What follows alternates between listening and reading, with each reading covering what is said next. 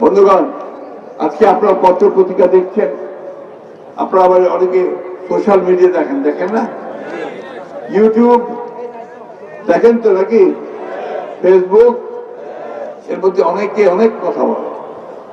এখন অনেক বেড়েছে, এমন এমন কথা বলে যে তারাই যেন এই দেশটার জন্য সংগ্রাম করছে, লড়াই করছে, আর আমরা বাংলাদেশে বসে যেন সবাই আপনার বসেছিলাম, তাই না? বিদেশে বসে অনেক ভালো ভালো কথা বলা যায়। দেশে যারা আমরা লড়াই করলাম, যারা সংগ্রাম করলাম, যাদের বুকে রক্ত দিলাম, যাদের মায়ের কাছ থেকে ছেলেকে ছিনিয়ে নিয়ে গেল, ঘরে আসতে পারে না, সেই একটা অবস্থায় আমরা যেন কিছুই করিনি, ভাবখানা এরকম।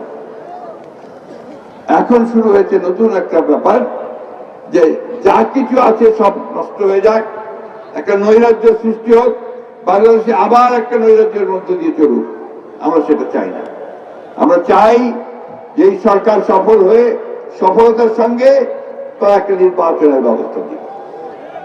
আমি একটা কথা জিজ্ঞেস করি ভাই, এই যে সংস্কার সংস্কার সংস্কার বলছি না, আমরাও বলছি, আমরা আবার 31 দফা বলছি সংস্কারের কথা, তাই না?